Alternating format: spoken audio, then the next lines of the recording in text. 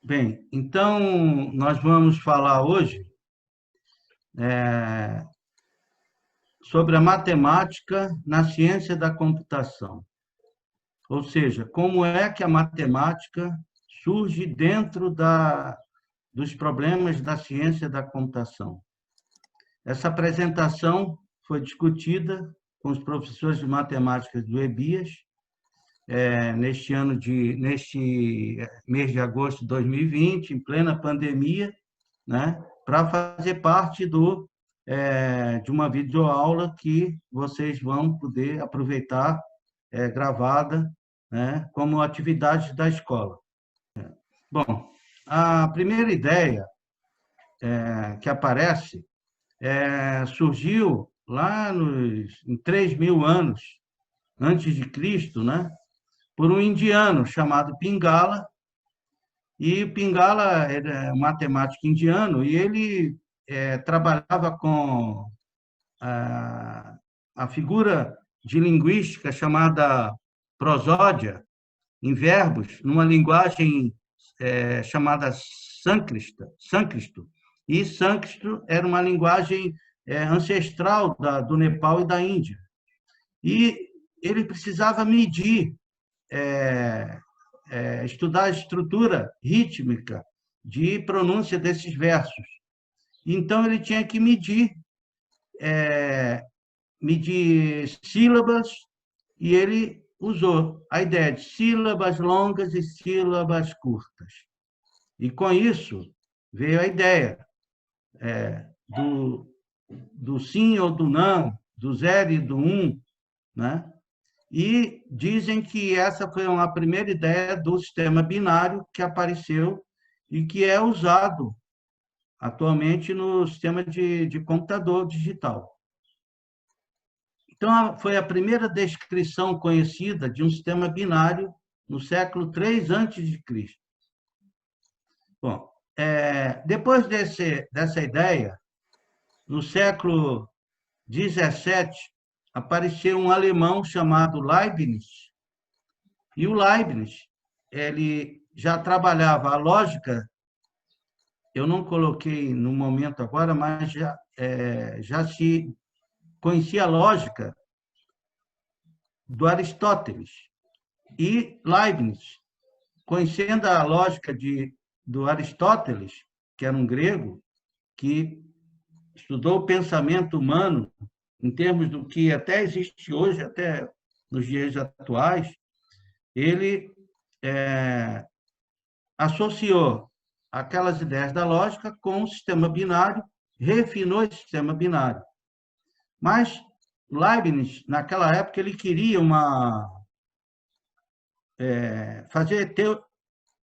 fazer com que existisse uma linguagem muito universal. E ele não conseguiu. Então, ele conseguiu alguns fragmentos do que ele imaginava, né? Mas esse trabalho dele foi precursor no que existe da lógica e do sistema binário hoje para os sistemas de computação. Então,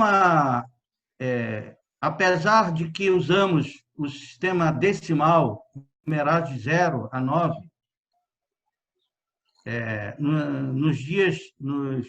nos nossos afazeres do dia a dia, mas, na realidade, o sistema binário, que é um sistema, em vez de ser 10 dígitos, só tem 2 dígitos, os números 0 e 1. E esse sistema de numeração é que é usado no computador digital. Bom, os chineses e os africanos também pensavam com essas ideias binárias, né? E os chineses, eles pensavam em 8 trigramas, mas 8 trigramas seriam como se fosse assim, conjunto, um trigrama seria um conjunto de 3 dígitos binários. Como eu tenho 2 dígitos binários e eu quero agrupar de 3 em 3, então eu consigo até 8. E se eu pensar em agrupar de 6 em 6 dígitos binários, eu vou ter 64 configurações que ele chama hexagrama. Bom, isso foi o pensamento dos chineses, apareceu num clássico chamado I Ching, que eu não referenciei por falha minha. Mas esses conjuntos de combinações binárias foram utilizados em sistemas também africanos de adivinhação do Ifá. Eu não conheço o Ifá, mas como apareceu na literatura, eu coloquei, alguém pode gostar de querer saber o que é o Ifá, o que é o sistema de adivinhação, e lá certamente vai encontrar o sistema binário. O Leibniz, no século XVIII, né, ele melhorou o sistema binário, documentou nesse trabalho dele e utilizou o 0 e o 1 como sistema que existe nos dias de hoje. Pode passar. Bom, passaram-se alguns anos, no século XIX, né? 1854, em um inglês chamado George Boole, conhecendo a álgebra, ou melhor, conhecendo a lógica de Aristóteles e conhecendo a lógica que o Leibniz havia imaginado, criar uma linguagem universal, ele acabou trabalhando essa lógica e transformou essa lógica numa álgebra, que é conhecida hoje como álgebra booleana. Essa álgebra booleana é a essência para se construir circuitos eletrônicos de hoje. Então, um aluno que trabalha no curso de engenharia eletrônica, ele aprende, numa disciplina de circuitos digitais, a trabalhar com a álgebra booleana. E que, em 1900... Dá licença, tomar uma água. Só um pouquinho. Não. Produziu uma tese no MIT e ele implementou essa álgebra booleana e ele construiu circuitos elétricos que hoje eles existem dentro de qualquer computador digital. Ele tinha 24 anos de idade quando ele fez essa tese. Aqui embaixo tinha o nome da tese dele. Bom, é intitulado o nome da tese de mestrado que ele fez. O Shannon, ele foi precursor de toda a teoria da área de telecomunicações que nós temos hoje, sobre essa questão do ruído na linha, tudo isso ele estudou. E ele deixou esse legado para nós hoje utilizarmos, né? Bom, então, eu posso, dos sistemas binários, eu passo ao sistema decimal, ou se eu estou em decimal, eu transformo em binário. Eu tenho as regrinhas para fazer isso, né? Então, eu posso pegar um número n em binário e expressá-lo em decimal, ou fazer o inverso.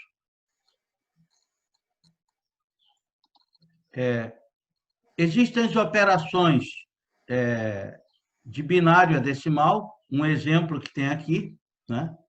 Tem um exemplo do número binário 1011, de 4 dígitos binários, e aqui é fácil entender. Por exemplo, o primeiro 1, vamos fazer o inverso. O último 1, ele é 1 vezes 2 elevado a 0. 2 elevado a 0 é 1, 1 vezes 1 vai dar 1. Mais o segundo 1, o penúltimo 1, é 1 vezes 2 na potência 1. 2 na potência 1 dá 2. 2 vezes 1 Não. 2... Ah, tá certo. 2 elevado a 1 vai dar 2 vezes 1 dá 2. Aqui aparece um outro decimal. Apareceu primeiro 1, agora 1 mais 2 dá 3. Agora, o 0 vezes 2 elevado à potência 2. Então, isso aqui vai dar 0, né? 2 elevado ao quadrado dá 4, vezes 0 dá 0. 2 ao cubo vezes 1 dá 8. Então, aqui dá 8, aqui deu 0, aqui deu 2, 10, soma mais 2 dá 10, mais 1 dá 11. Então, esse número aqui, em binário, que é o 11, em decimal, ele tem essa configuração de 1, 0, 1 e 1 em binário, né? Bom, também eu posso fazer isso usando os números decimais, onde a primeira parte é inteira, aí eu trabalho, consigo fazer essas operações aqui, ó. Pego 8, a parte inteira, divido por 2, dá 4, dá resto 0. 4 dividido por 2, dá resto 0. 2 dividido por 1, dá resto 0. E aí, inverto agora.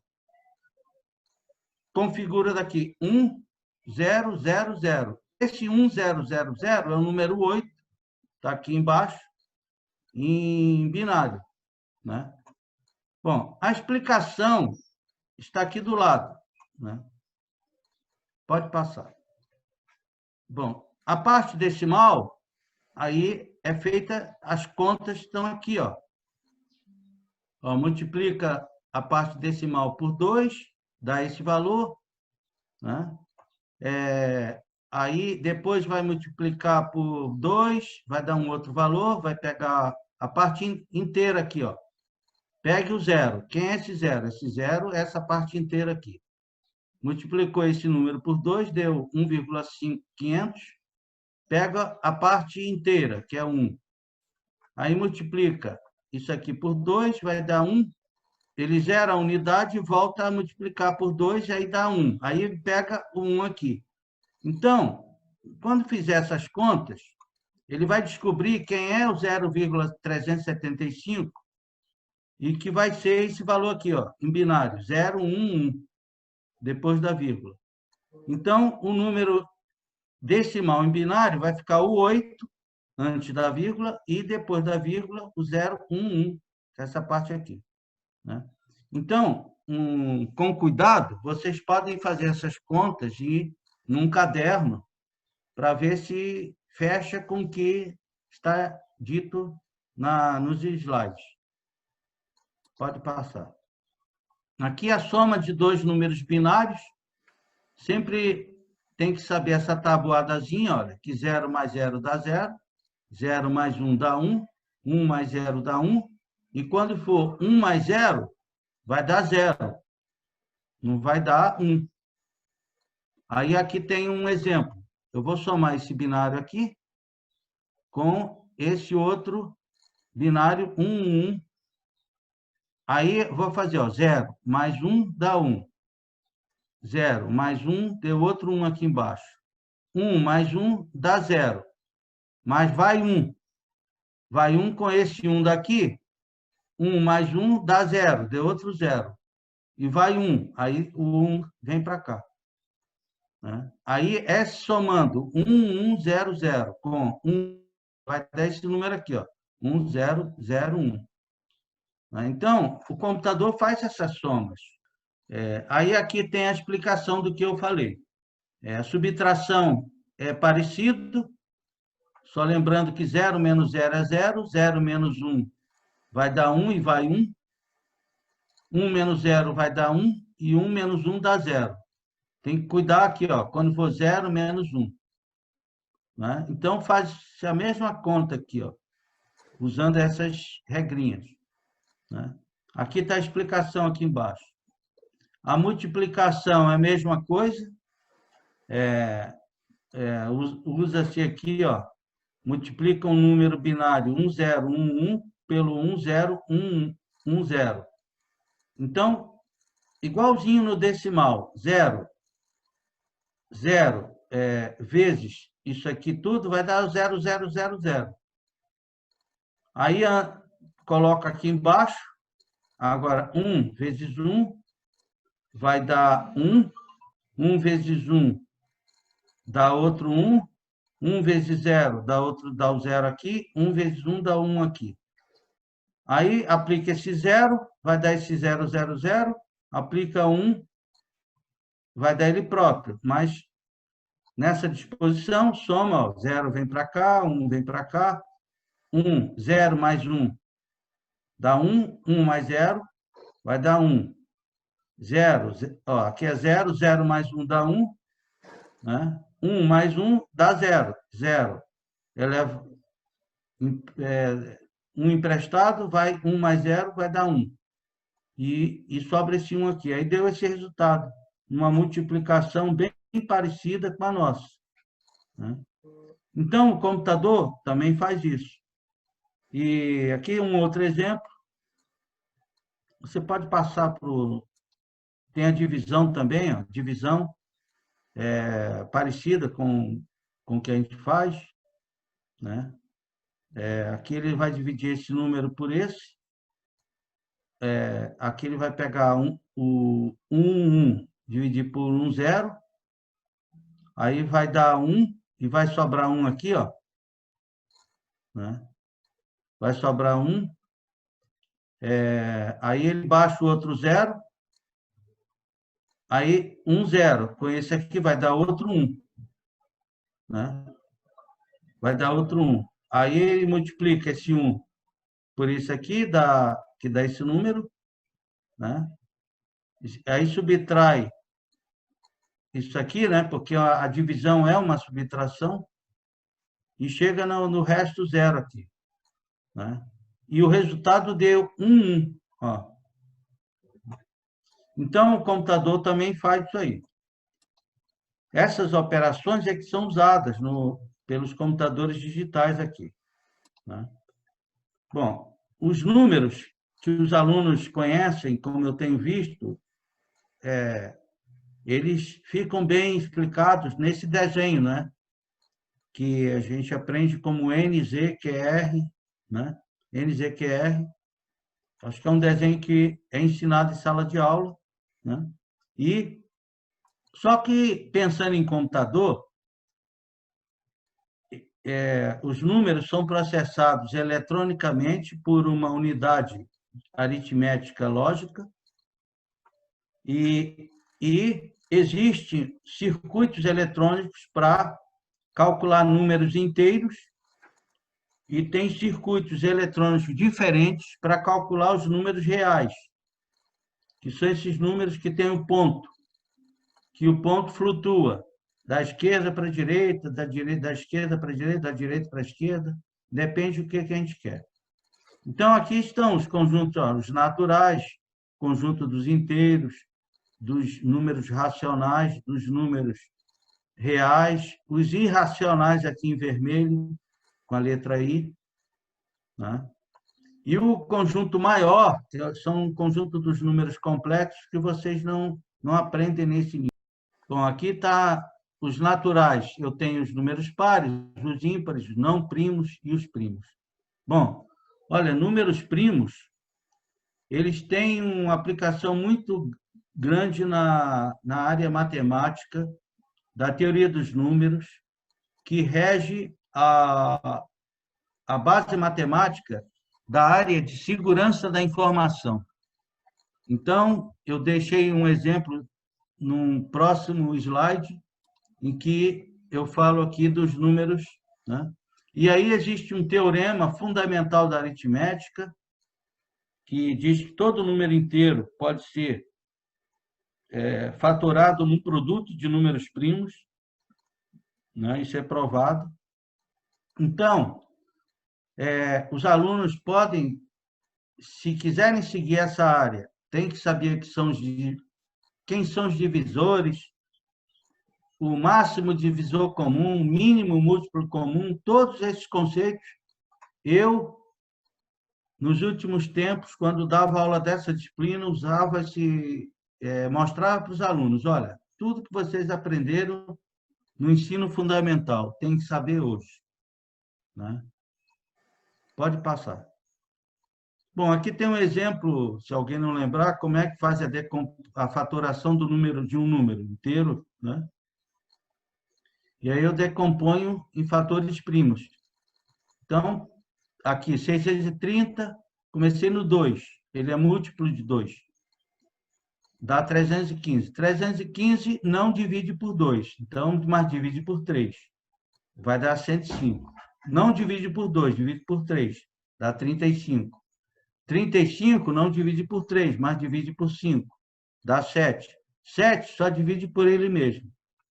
Vai dar 1. Aí, esse número 630 vai ser, né, 2 vezes 3, vezes 3, vezes 5, vezes 7. Esse produto aqui vai dar 630.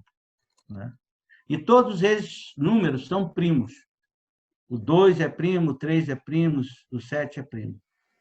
Né? Bom, então, uma aplicação dos números primos que existem hoje é que quando eu tenho essa fatoração com números pequenos, então é facilmente resolvido por essas regras que nós conhecemos. Agora, se nós pegarmos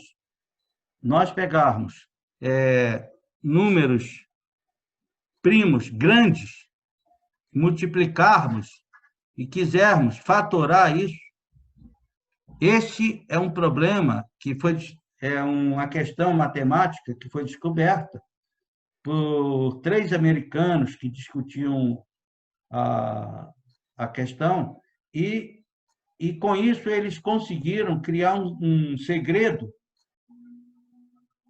de um pequeno algoritmo que ele faz um tipo de criptografia que é muito usado nos dias de hoje. Vocês abrem o WhatsApp e ele diz a sua mensagem, tudo que você fala e digita é criptografado de ponta a ponta. Tem uma mensagem assim lá. O que significa isso? Que essa mensagem ela é embaralhada de tal jeito, com símbolos, e que é quase impossível alguém ler essa mensagem. Não vou dizer que seja completamente seguro, ninguém pode ler. Não, até pode, mas desde que entenda muito de como fazer isso. Bom, então, descobriram que um computador, mesmo digital dos dias de hoje, mais poderoso que fosse, se eles for resolver esse algoritmo usando esse segredo, ele vai conseguir criptografar usando essa matemática.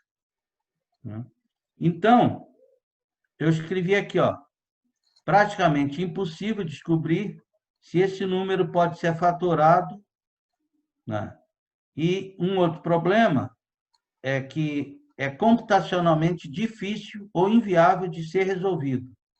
Isso é que deu margem à criação do trabalho deles e que é um algoritmo de criptografia muito interessante para a matemática, né? Porque ele parte do princípio que existem 2 chaves internamente. Cada parte que se comunica tem um par de chaves. E é muito interessante ver que esse par de chaves, as chaves são altamente relacionadas matematicamente. Uma parte não existe sem a outra. E aí eles disseram, não, uma chave, uma chama-se chave pública. Ele pode dar essa chave para qualquer um que queira se comunicar com ele. E ele tem uma chave privada, que é um segredo dele. Uma não existe sem a outra, então quem tem a chave pública não tem a chave e não vai ter o par. Então, não vai conseguir, né?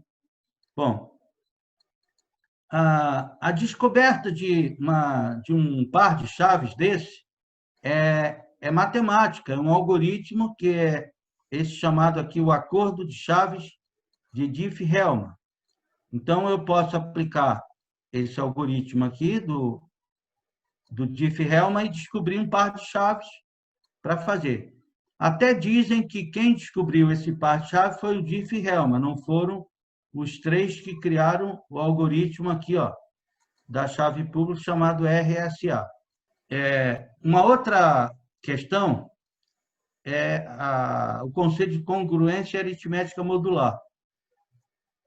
Então, congruência é uma relação entre dois números que, divididos por um terceiro, chamado módulo de congruência, deixam o mesmo resto. Por exemplo, 9 é congruente a 2, módulo 7. Por quê? Porque 9 dividido por 2, né? 9 dividido por 7 dá o quê? Dá resto 2. E 2 dividido por 7 vai dar 0 e o resto 2, né? Então, ó, ambos deixam o resto 2, ao serem divididos por 7. Aí eu digo assim, ó, 9 é congruente a 2, módulo 7. Bom, essa questão da aritmética modular, ela é muito importante quando eu quero repetir numeração. Eu quero fazer com que os números, eu numerei de 1 até 25, mas eu vou precisar voltar ao número 1 e numerar tudo novamente de 1 a 25, né? Por isso que o termo aqui, voltam para trás, quando atingem o valor do módulo, né?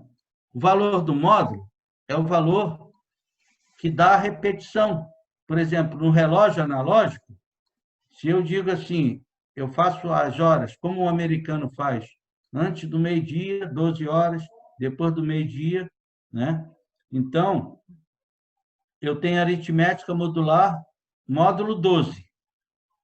E aí, 9. A conta vai ser assim, ó, 9 horas mais 6 horas vai dar igual a 3 horas. Mas é módulo 12. E não vai dar 15 horas, como se fosse módulo 24 horas. Pô, a numeração repetida das mensagens que um emissor, num protocolo de comunicação utiliza, ele também usa aritmética modular. Então, para quem não sabe, todos vocês usam o celular, usam o WhatsApp se comunica com outra pessoa. Isso significa o seguinte, que quando a gente faz a instalação do celular, no sistema do WhatsApp, nós colocamos algum programa ali no celular nosso que se comunica com possivelmente um servidor numa nuvem computacional em algum lugar do mundo. E aí, esse servidor repassa a mensagem, possivelmente é assim, repassa a mensagem para um emissor. Deve ser assim, porque existem muitos questionamentos aí que o Facebook fez com o WhatsApp, que esconde as mensagens e que os traficantes podem usar também, esconder tudo que eles fazem, por exemplo. Então, essa aritmética modular, ela é uma aritmética fácil, muito usada na ciência da computação, principalmente na área da segurança da informação. Lá na física, a gente escuta também falar no Gauss. E o Gauss, ele usou muito a aritmética modular, ele publicou um livro, esse Disquisitiones Aritmética, e publicado de 1801. Então, ele desenvolveu essa área, mas quem deu a ideia foi um matemático chamado Euler, né? Por volta de 1750. Então, essa foi a primeira ideia, foi a do Euler, depois o Gauss, todos dois muito famosos na matemática. Aí vem a aplicação de criptografia, como eu estava falando. Muitas aplicações no campo da criptografia dependem das propriedades dos números inteiros e dos números primos. Então, quando nós estamos estudando no Fundamental 2, que o professor fala em número primo, possivelmente alguns alunos vão, poxa, mas para que servem esses números primos? Aparentemente não serve para nada, mas serve. Por isso que eu coloquei nos slides, pela experiência que eu tive na área de segurança da informação. Bom, os números primos, eles são aplicados na ciência da computação, em particular nessa área da criptografia. Bom, aqui eu mostrei um algoritmo mais famoso, que é um algoritmo que ele trabalha com dois pares de chaves. A chave pública que eu falei é a chave privada. Ele chama aqui, ó, PU, chave pública, chave privada embaixo. Mas não precisa entender o algoritmo todo. Mas se vocês olharem, eles partiram aqui, ó, passo 1. Seleciona dois números P e Q, onde P e Q são primos, os dois são diferentes e são números grandes. Aí eles têm que ter certeza que estão trabalhando com dois números primos grandes. Aí multiplica esses números, consegue o número N. Depois ele subtrai um do P, subtrai um do Q e multiplica os dois, calcula esse φ de N aqui. Né? Bom, não precisa saber... Opa, volta.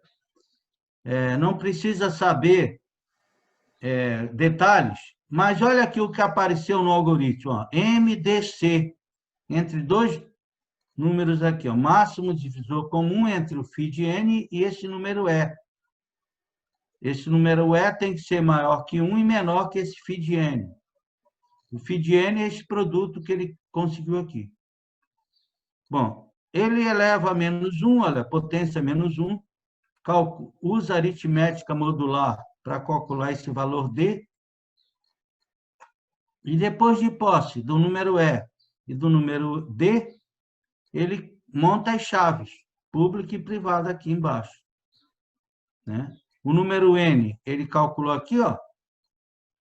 O número E, ele também descobre aqui, e o número D, ele calculou aqui. Então, foi usado máximo divisor comum, números primos, tudo que se fala hoje no fundamental e que vocês vão escutar possivelmente no ensino médio. E eu estou dizendo que essa matemática básica foi usada para resolver um problema de criptografia que esses três pesquisadores americanos, o Rivest, o Chamy e o Adleman, criaram esse algoritmo. Né? Logicamente, isso não é um trabalho fácil, é um trabalho de pesquisa matemática, porque depois que eles criam isso aí, eles têm que provar que esse algoritmo é eficiente e que esse algoritmo funciona, né? E essa é outra questão. Bom, mas o algoritmo em si, ele é aparentemente simples. E aí, com isso, pode passar, ele pode fazer a criptografia. Ó. Ele pega um texto M legível, que menor, o texto tem um tamanho menor que um número N, e ele cifra usa a aritmética modular com o número N, né, para conseguir fazer a cifragem. Bom, aí esse arquivo C é o arquivo cifrado. Vai ser enviado para um receptor. O receptor vai ter que conhecer também, vai ter que ter condições de decifrar o C e achar novamente o M. Quer dizer, eu queria transmitir um texto legível M. Cifrei o arquivo M, encontrei o C. envio C cifrado na internet. E, do outro lado, decifro quem recebe o arquivo C, decifra esse arquivo e encontra o M novamente. Mas isso se passa porque esse sujeito aqui, ó, que está aqui cifrando, ele possui uma chave pública e privada. Ele passa essa chave pública para quem vai receber a mensagem dele, né? E aqui, de posse dessa chave pública, né, é que ele aqui consegue cifrar e o outro consegue decifrar, né? Aí, não cabe aqui agora entrar em detalhes, porque eu só quis mostrar um exemplo matemático que vocês podem, que se souberem o que é números primos, máximo divisor comum, aritmética modular, consegue entender o algoritmo. E isso funciona na prática. Bom, pode passar. Então, o segredo é o seguinte: para fatorar números grandes, números primos muito grandes, mesmo se utilizando os mais potentes computadores, não se tem uma eu vou enfrentar uma impossibilidade matemática que é computacionalmente inviável devido ao tempo de processamento que esse computador vai levar para calcular essa fatoração.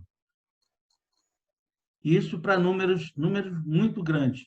Bom, com isso eu mostrei um exemplo de aplicação da matemática fundamental para coisas que hoje é usada no dia a dia.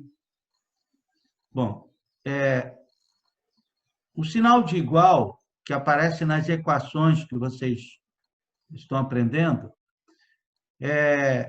ele aparece num sentido, ele pode existir no sentido da lógica. E eu simplesmente comparar A é igual a B, qual é a resposta disso? Se alguém for comparar dois números, vai dizer assim, olha, é verdade, o A é igual a B. Ou não, é falso, o A não é igual a B. Então, o resultado é verdade ou falso? Se eu encarar o igual no sentido da lógica, da ciência do raciocínio em termos de lógica, do Aristóteles, do Leibniz, do George Boole, do Shannon. Bom,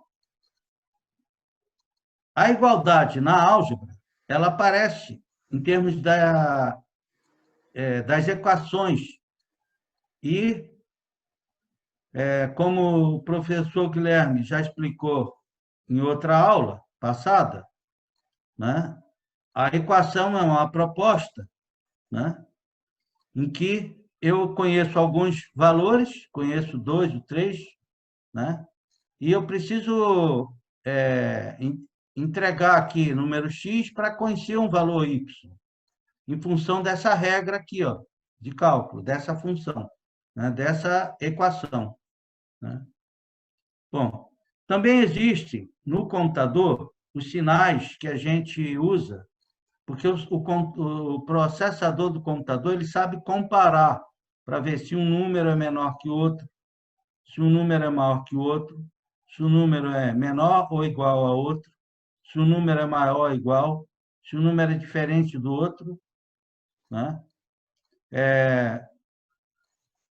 E contrapondo assim, comparando com o conceito de igualdade, existe o conceito de equivalência, que eu, não tendo outro sinal, usei esses dois tiozinhos, né? Então, equivalência também é um conceito bastante utilizado em computação. Por exemplo, existe a EBIAS tem várias turmas, cada turma é chamada de uma classe, cada classe tem 30 alunos, e tem os alunos dessa classe. Pois bem, para a EBIAS, tanto faz pegar um aluno como outro, eu estou falando isso de forma geral, os alunos são equivalentes entre si, né? O professor vai fazer uma pergunta, ele pode perguntar para um aluno ou pode perguntar para um outro, os dois são equivalentes. Olha, equivalência é interessante. Os alunos não são iguais, eles são equivalentes. Ninguém é igual a ninguém, mas eles são equivalentes perante a escola, né? No conjunto dos professores de matemática que participaram da palestra hoje, os professores, para a secretaria municipal, eles são equivalentes. É como se fosse um igual ao outro, mas não são iguais, são pessoas diferentes. Mas eles são equivalentes porque todos cursaram matemática na graduação. Todos têm condições de trabalhar matemática numa escola, né? Então, esse seria o conceito de equivalência. Pode passar. Agora, tem um exemplo aqui, onde aparecem relações. Na álgebra, existe um conceito de relações que a teoria dos conjuntos ensina. Eu não consegui colocar mais desenhos, mas isso vocês devem saber da escola. Então, tem relações que são relações de equivalência, como eu falei agora, da classe de alunos. Essa relação de equivalência é que dá a ideia do que vem a ser uma linguagem de programação orientada a objetos, que é hoje, praticamente todas essas linguagens de programação usadas no mercado corporativo, elas são orientadas a objetos. Não são linguagens muito simples, mas elas têm o conceito de classe e tem um conceito de objeto. E cada classe, dentro de cada classe, eu tenho vários objetos. Eu posso instanciar, pegar um objeto, pegar um outro. Bom, e a classe desses objetos, ele vem também de uma outra teoria ligada à álgebra, que depois eu vou explicar. Mas volta um pouquinho na... Bom, aqui do lado esquerdo tem uma figura que é como se tivesse para explicar a relação de ordem. Então, eu tenho aqui uma máquina nodo 1, uma máquina aqui, ó, tem uma linha que tem a máquina 1 e a máquina 3, né? Ou melhor, eu tenho... Na verdade, a máquina é o nodo, e aqui são ações que a máquina executa, eventos. Então, aqui, ó, a máquina 1 enviou a mensagem para a máquina 2. Essa máquina 2 envia uma mensagem para a máquina 1, responde. Aqui embaixo, eu tenho, no nodo 3, a máquina 3 envia uma mensagem para a máquina 2, que, por sua vez, envia para a máquina 1. Então, isso aqui, existe uma relação de ordem desses eventos, né? Uma relação de ordem. Os eventos aqui são ordenados. Então, existe uma relação de ordem chamada A ocorreu antes de B, né? Então, aqui, ó, o A está aqui, se vocês olharem na linha do tempo, o B ocorreu um pouquinho depois, né? Dando exemplo, olhando a figura. Bom, isso aqui é muito usado em sistemas distribuídos, em redes de computadores, né? E um caso que vocês devem conhecer é o exemplo do caixa eletrônico de um banco.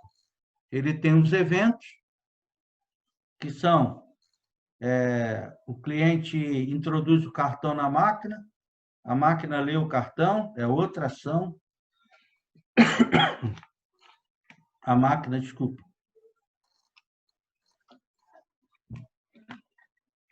a máquina lê os dados do cartão, a máquina autentica o cliente, a máquina pergunta no menu o que o cliente quer, e assim, esses eventos são ordenados, né? Existe uma ordenação. Agora, da onde vem essa ideia de ordenação? Vem da álgebra, vem lá das relações de ordem, do conceito de relações de ordem, que tem algumas propriedades que eu não coloquei aqui, né? Então, pode passar. Bom, a teoria dos tipos que eu falei é o seguinte, assim como eu destaquei nos temas, nos números, os números naturais, números inteiros, os números reais. Então, quando o computador executa, processa números, eu também tenho que dizer, olha, esse número que você está processando é do tipo tal, do tipo inteiro. Por exemplo, o número de passageiros no ônibus é um número inteiro. Mas se eu disser o salário de um funcionário de uma empresa, o salário vai ser um número real. Então, eu vou dizer, esse número, essa variável, salário, vai ser do tipo real. Então, na realidade, os valores, os números, eles são separados em tipos para facilitar o processamento. E aí eu tenho um processador que calcula números inteiros, tem um processador que calcula números reais. Bom, então do jeito que eu entendo a coisa, a álgebra, toda álgebra, é muito fácil entender o que é uma álgebra. Ela é um conjunto de elementos, ela tem operações sobre esses elementos, e quando ela pega dois elementos, ela opera elemento com elemento, esse resultado vai cair dentro do conjunto da álgebra. E também tem elementos que eles chamam distinguidos, que são elementos neutros. Então, a álgebra que vocês usam mais comum é o conjunto dos números, vamos supor, conjunto dos números naturais, para facilitar. E aí eu coloco a operação de adição. Então, eu faço adição de dois números naturais, encontro outro número natural. E eu tenho um zero, que é um elemento neutro, que quando eu somo zero a qualquer elemento desse conjunto, eu consigo o elemento do conjunto. E se eu colocar a multiplicação como operação, eu também tenho um outro elemento neutro, que é o 1.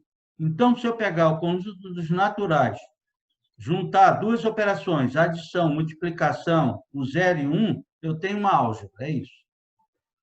Só que, quando eu falo em teoria dos tipos, eu tenho os elementos de um conjunto, tem as operações, mas não existem os elementos neutros da álgebra, né?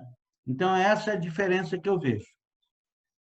Bom, e aí, tipos de dados, os dados, que são os números que existem no processamento de um computador, eles têm tipos, que são os tipos de dados. Em geral, são números inteiros, números reais. Mas eu também posso dizer, num paradigma de programação orientada a objeto, que uma classe que define um conjunto de objetos, essa classe também é um tipo. Eu posso dizer tipo que na EBIAS, cada turma daquela é uma classe do tipo alunos. Tipo alunos. Por quê? Porque eu poderia também ter uma classe com os professores da escola. E aí eu denominaria essa classe de professores. E cada professor seria um objeto dessa classe. Esses conceitos vêm lá da álgebra, vêm lá do tipo abstrato de dados, aqui, ó. Então, alguém, um dia, viu que isso era muito bom para o computador. Implementou a matemática no computador e virou o que a gente chama de tipos abstratos de dados. E quando implementa isso aqui ainda é matemática. Quando eu coloco isso dentro do computador, numa linguagem de programação orientada a objetos, eu consigo esse conceito de classe. Pode passar. Bom, se vocês, outra aplicação envolvendo muita matemática, semântica de linguagens. O computador ele é programado através de uma linguagem. Essa linguagem ela é parecida com a nossa. Normalmente ela aparece em inglês por causa dos americanos que pesquisaram muito essas coisas no início dos anos 40. Então, essa linguagem, toda linguagem, vocês que já estudam português, já escutaram falar na sintaxe do português, que é como é que eu escrevo as palavras. Boto acento, boto C cedilha, eu construo as frases. Como é que eu escrevo as frases? Né? A ordem das palavras. Né? Por exemplo, eu sempre começo normalmente, é comum começar uma frase como o estudo que eu fiz, né? A escola que eu estudei, né? E aí tem o sujeito, tem o predicado. Bom, tudo isso, essa forma que ensina para a gente como escrever o português, trata-se da sintaxe. Mas toda linguagem tem a semântica, que é o significado. Então, isso aqui, por exemplo, ó, fatorial. Não sei se fatorial é ensinado no ensino fundamental, mas isso aqui, ó, por exemplo, seria uma linha de um código de um programa. Então, esse programa, essa linguagem que ela é estabelecida para nós programarmos, na realidade, o computador não entende essa linguagem. Aí existe um outro programa que vai traduzir aquele programa que eu escrevi, vai traduzir de uma forma binária para dentro do computador. Quer dizer, esse programa tem um nome chamado compilador. Compilador da linguagem lê o arquivo que eu escrevi, o meu programa, traduz tudo para 0 e 1, outro arquivo em binário. E esse arquivo em binário vai poder ser executado pelo computador. Essa é a ideia básica. Só que tem o seguinte, como é que eu vou fazer esse comando aqui ser entendido para o compilador traduzir isso aqui? Ó. O compilador vai ler isso aqui, vai traduzir para zeros e uns. Mas ele tem que saber que isso aqui é um if, que é o se, que eu quero dizer, que isso aqui é o então, né? Que isso aqui, esse sinalzinho aqui é uma multiplicação, que eu tenho um sinal de igual. Ele tem que saber isso aqui. Então, isso aqui tem esse significado disso aqui, é a semântica. Mas o que eu quero dizer é o seguinte, quando o projetista da linguagem vai criar a linguagem, ele tem que escrever a sintaxe, dizer, olha, qual é a sintaxe formal que qualquer um tem que usar. E escrever qual é o significado daqueles trechos que o compilador vai ler, que é a semântica. Semântica é significado. Né? Bom, para escrever essa semântica é matemática. Tem um pouco de lógica, pode ter um pouco de mais. Essa semântica aqui, denotacional, ela é bem matemática pura. Se não souber o que é funções, se não souber o que é as coisas da matemática, não aprende isso. E outra coisa, isso aqui é algo difícil, que muita gente na área de computação, não é todo mundo que sabe, só as pessoas que são especializadas em linguagens de programação é que sabem o que é sintaxe, o que é semântica, né? Outros têm ideia, mas não podem não saber com detalhes. Pode passar.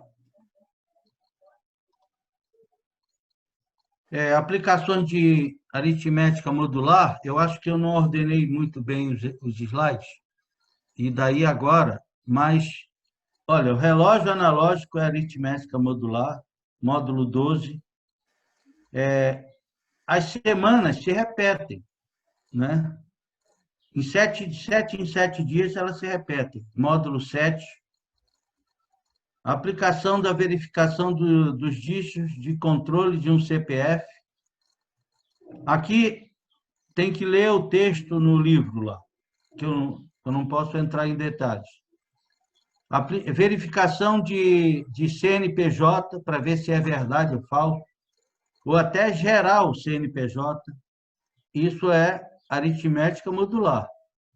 A aplicação do ISBN, que identifica livros, né? ISSN, que identifica periódicos, né? Tudo isso tem aritmética modular e tem matemática. Bom, agora, aplicações da álgebra em computação, dentro de várias áreas. Eu coloquei assim, se o sujeito for estudar banco de dados, os bancos de dados relacionais são os mais básicos. Ele vai encontrar uma álgebra chamada álgebra relacional. É álgebra mesmo. Essa álgebra, ela ajuda a construir o sistema de consulta do banco de dados,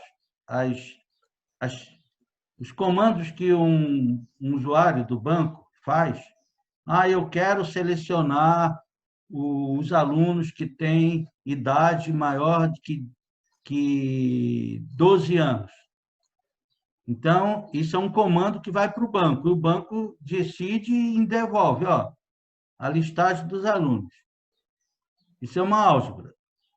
Se quem for estudar computação gráfica, que é aquela computação que aparece na televisão, um planeta Terra sendo partido no meio, essas coisas, vai ter que estudar álgebra vetorial, né? Quem for estudar sistemas operacionais, vai estudar uma álgebra de processos, que são pequenos programas que são executados pelo processador e que surgem das aplicações que nós estamos rodando. Em geral, tem vários deles. Às vezes, nós estamos com 2, 3, 4 aplicações rodando, e cada aplicação dessa tem seus processozinhos rodando, né? A engenharia de software também tem métodos formais para especificar sistemas de computação. Aqui eu tive uma experiência nessa área. Eu usava teoria dos conjuntos, usava lógica, né, basicamente, lógica e teoria dos conjuntos, para poder escrever propriedades dos sistemas. A teoria dos grafos, se vocês pensarem numa malha aérea, e que um avião, para sair de Porto Alegre e ter que chegar lá em Belém do Pará, e aí a empresa precisa descobrir, mas qual é a rota mais barata que eu vou faturar mais dinheiro com as passagens? Aí eu tenho programas de computador que vão descobrir qual é essa rota melhor. Isso é computação. É matemática. Teoria dos grafos é teoria matemática. Quando se implementa os grafos dentro do computador, eu tenho a matemática aplicada à computação. Os autômatos de estados finitos é uma teoria também muito interessante e fácil de aprender. em que o sistema de computação ele é visto como um conjunto de estados, né? Conjunto de estados. Aí o computador está num estado no momento e acontece alguma coisa. Por exemplo, caixa eletrônico. Eu chego ali, ele está numa tela inicial, está no estado inicial. Eu introduzo o cartão, ele muda de estado, aí aparece outra tela, não é assim? Essa outra tela seria o segundo estado, né? Aí nessa tela, eu escolho uma função que a máquina pode me dar. Eu quero fazer um saque. Aí, aperto ali, a função da máquina é fazer saque, né? E ela vai me dar algum dinheiro ali, em troca. Então, eu posso representar qualquer sistema de computação ou de automação, usando essa teoria dos autômatos. Olha, é matemática, existem vários teoremas sendo provados, né? Tem essas redes de Petri, que também é matemática pura, essas redes de Petri implementadas dentro de um computador, eu consigo fazer análise de sistemas para verificar se o sistema está correto, se tem problema, se não tem problema. Tem a parte, todo algoritmo que eu faço, por exemplo, os autores do RSA fizeram aquele algoritmo, mas provavelmente eles publicaram uma análise do desempenho desse algoritmo. Porque se não for para a ciência da computação, se eles não fizerem isso, os trabalhos deles, ninguém vai acreditar nisso aí. Que vai funcionar. Não, eles têm que produzir uma análise desse algoritmo, do desempenho, né?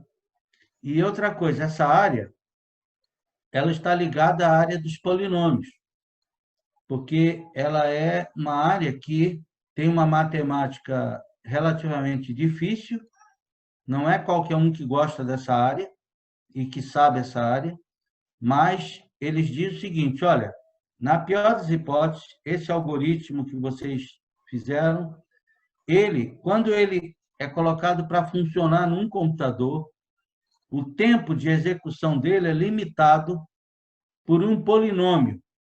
Eles usam a ideia da álgebra, do polinômio que a álgebra explica, né? E outras coisas mais. Mas a ideia do polinômio, que limita o tempo de execução, na pior do caso do algoritmo funcionando dentro do computador, ele não vai ter um tempo, é assim, eu não posso ter um algoritmo que executado demora 3.000 anos lá para acabar. Não posso. Essa é a ideia. Então, eu tenho que ter um algoritmo que tenha uma eficiência e que ele termine num tempo aceitável. E esse tempo aceitável, ele é dado por um limite de tempo de execução no computador, que é usado um polinômio lá, que eles escolhem para fazer a análise. Bom, a outra área ali, teoria das linguagens formais. Eu falei em linguagens, falei que as linguagens do computador são todas formais, ou seja, não tem problema do português de ambiguidade. As linguagens do computador não têm ambiguidade. Por exemplo, é isso e é isso. O computador não pode chegar uma linguagem que ele não sabe o que tem que fazer, né? E no português, ele conduz muito a que nós façamos ambiguidades. Falamos, né?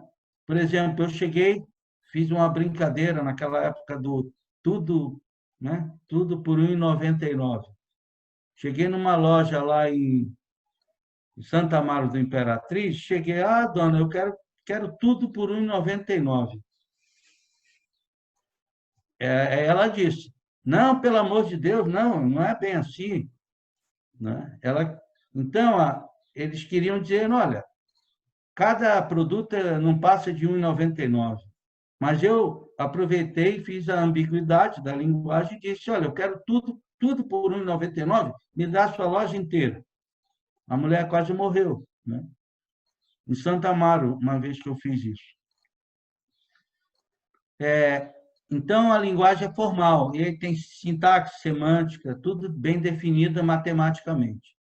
A teoria dos compiladores, que é aquele programa que pega o meu programa que eu fiz e traduz para a linguagem da máquina, também tem aspectos de... ele tem que trabalhar as linguagens formais.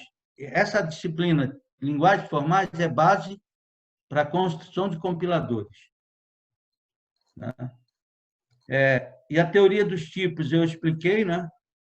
Falei também das funções parciais num dado momento dessa palestra, que falei funções parciais, que é a função, dei o exemplo do Guilherme num banco de dados, colocaram o nome Guilherme Wagner, mas não colocaram o endereço, a matrícula, o telefone, não tem no computador. Então, isso seria uma função parcial. Por quê? Porque o nome da professora Letícia estava tudo completo, o nome do professor, acho que é João, agora também está todo completo, né? Só do Guilherme está faltando dados. Bom, segurança da informação, eu dei o exemplo da criptografia, né? E aí, lembrei que, no futuro, vocês vão escutar falar computação quântica, e essa computação quântica, eu tive a oportunidade de dar uma pensada nisso. O que eu vi era pura álgebra vetorial e num espaço dos números complexos, aquele conjunto maior de números, né, que vocês ainda vão aprender no ensino médio, né? Eu acho que... Então, não se preocupem com isso. Eu quis dar aqui algumas áreas de computação onde a matemática é muito evidenciada, né? Logicamente, eu não falei em todas. Eu não falei nas áreas da computação em que a lógica é que prevalece. Tipo, inteligência artificial. É uma disciplina muito baseada em lógica. Por isso que eu não falei aqui, né? Eu falei mais da álgebra, porque é o que vocês estão vivendo agora. Então, pode passar. Aqui, potenciação e radiciação. As linguagens de programação possuem essas funções já programadas lá dentro. O programador precisa conhecer o nome delas. Aqui o nome, valor absoluto de um número X, potência. Aqui eu entrego a base, o expoente, posso até usar um módulo. Tem um exemplo aqui, ó. Raiz quadrada de X, seno de 30 graus, exponencial elevado a -3, que é aquele número E elevado a, né, calculado a -3, logaritmos neperianos. Então, se vocês não conhecerem essas funções, a mensagem é o seguinte: daqui a... não vai demorar muito, vocês vão aprender todas essas funções. O que é a função seno, o que é a função exponencial, com base neperiana, né? O que é a função exponencial, a potenciação com uma base qualquer e um expoente qualquer, e esse conceito do logaritmo. Então, possivelmente ainda vão aprender isso aí. Mas a mensagem agora é o seguinte: tudo isso é matemática e tudo isso pode ser usado no computador, né? E aí, quando forem usar, precisam lembrar da matemática. Essa é a questão, né? Então, pode passar. Bom, agora, essas funções, quando eu entro eu digo assim, olha, eu quero calcular a função seno aqui no número X tal. O computador vai usar esse somatório aqui, vai usar esse somatório, aqui tem sinal de menos, aqui é mais, aqui é menos. Bom, quando se estuda, faz-se graduação na universidade, vocês vão aprender o que é isso aqui. Bom, eu tenho uma historinha para contar que quando eu fui fazer pré-vestibular, o professor ensinava a matar limites de funções como se fosse um truque, né? Ele não dizia que a realidade era essa aqui, porque nós não sabíamos o que era séries de potência. Ele só dizia o seguinte, olha, toda vez que aparecer o seno de x, né, e que o x tender a zero, por exemplo, calcule o limite da função. Vocês ainda vão aprender isso também, é matemática. Tem que calcular com isso aqui, mas trunca, ó, esquece essa parte, diz assim, ó, seno de x é equivalente a x. Equivalente, né? Aquele conceito de equivalência. Aí ele dizia, olha, eu estou ensinando a vocês a calcularem limite por equivalência. Esse era o termo que ele usava. E ensinava para nós ser rápidos para fazer a prova do vestibular. Se tiver seno de x, x tendendo a zero, já diz que seno de x é equivalente a x. Pronto. Eu usava esses truques bem rápidos para o vestibular. Eu acredito que aqui não se ensine isso porque, normalmente, o que eu tenho visto na matemática aqui é que o aluno aprende derivada, integração, aprende uma opção de coisas que eu já conhecia no ensino médio, o básico, eles ensinam aqui na graduação. Sim. Não sei por que é assim, mas existe também uma disciplina de cálculo numérico que estuda algoritmos numéricos. Quando eu não posso fazer um cálculo de algo da matemática, usando as regras, a forma analítica ali. Então, eu uso um algoritmo de computador que, sendo executado no computador, ele me soluciona uma equação, por exemplo, né? E me dá uma resposta com um erro mínimo, uma resposta aproximada que é aceitável. É muito bonitinha a disciplina, né? É muito bonita, assim, matematicamente, computacionalmente.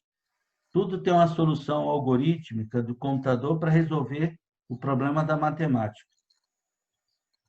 Aí pode passar. Bom, a teoria dos grafos é aquilo que eu falei da malha aérea, por exemplo. Uma malha de aviação, uma malha aérea de uma empresa de aviação, ou uma malha de estradas, em que eu tenho um caminhão que sai lá de Minas Gerais, que tem que entregar a mercadoria aqui em Florianópolis. Qual é a rota da estrada de menor custo que ele tem que fazer para não gastar o combustível todo, o dinheiro todo pagando o óleo diesel, vamos supor. Aí eu tenho um grafo e eu busco o caminho mínimo, caminho de custo mínimo. Isso é um problema que a computação resolve através da teoria matemática. Pode passar. A programação funcional é outro paradigma da função, que é bem matemática.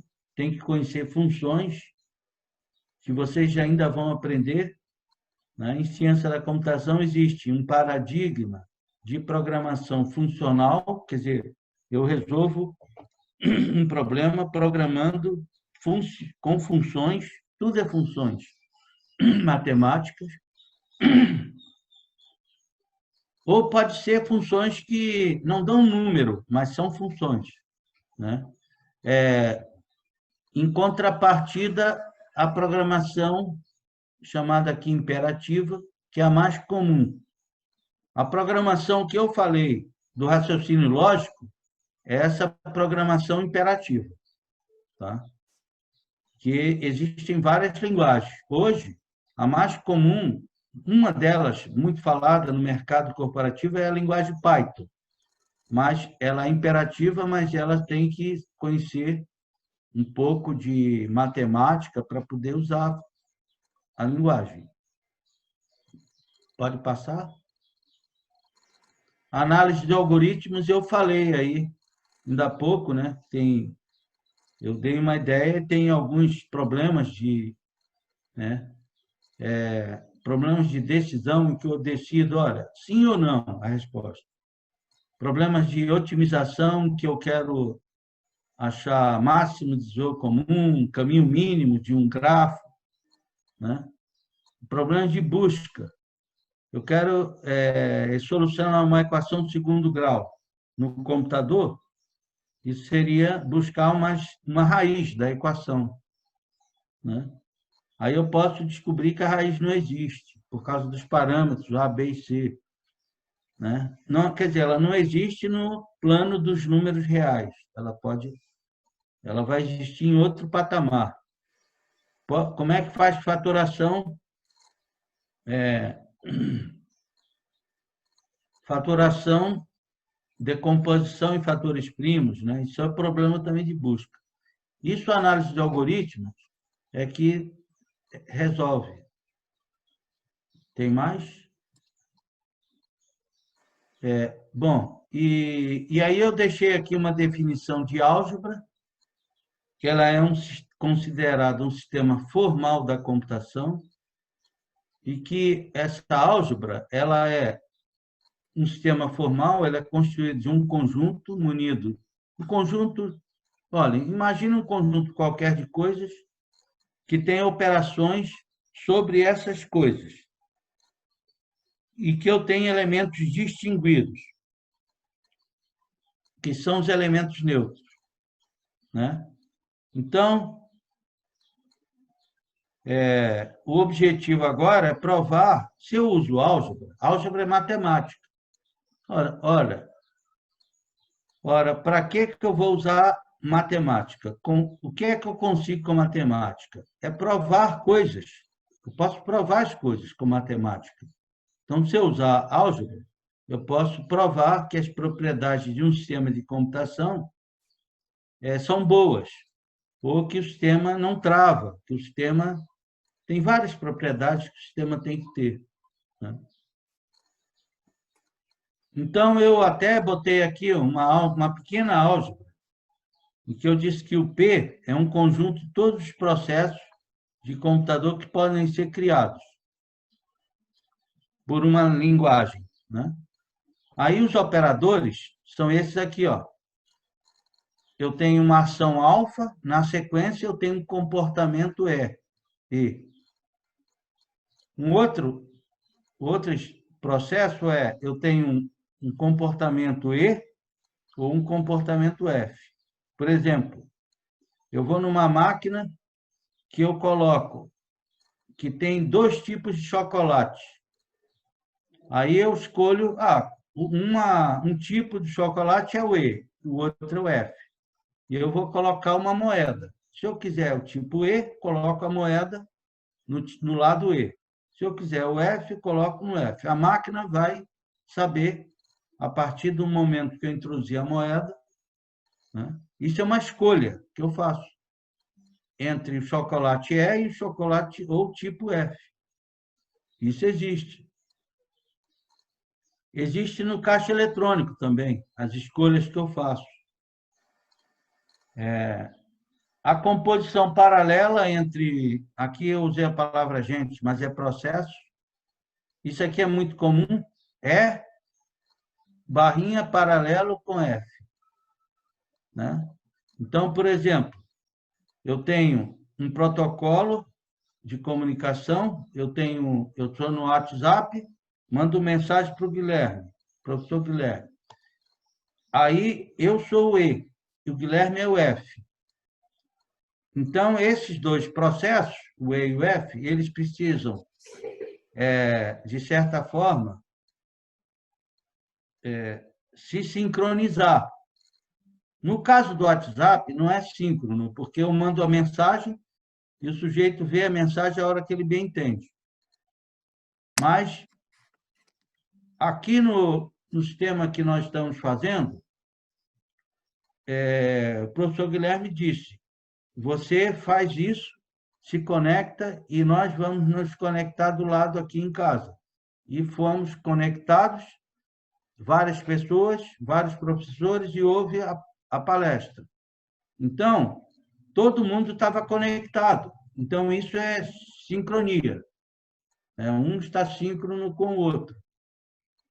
E tem a composição de processos sequenciais. Ele executa o processo F, na sequência, ponto e vírgula, o processo F. Isso aqui é uma álgebra, porque eu tenho um processo nulo, em que quando eu fizer, por exemplo, aqui, ó, entre E ou o nulo, né? Eu vou, ou esse O, esse processo nulo, ele vai fazer o papel do zero, né, nas operações. Então, por exemplo, aqui, alfa, na sequência, executa o nulo. Aí nada vai ser feito. Foi uma ação alfa, foi executada, mas na sequência o processo nulo foi executado. Então, dali parou tudo. O nulo não faz nada. Mas ele simboliza como se fosse o zero. Aí criaram um processo nulo para fazer o papel de zero na álgebra. E mostraram que funciona, tudo seguindo as leis da álgebra. Então, Guilherme, eu espero que eu tenha contribuído aí. Se os alunos quiserem fazer perguntas, eles podem te encaminhar, você me encaminhar as perguntas. Sim, E claro, tranquilo, professor. Eu também quero agradecer, né,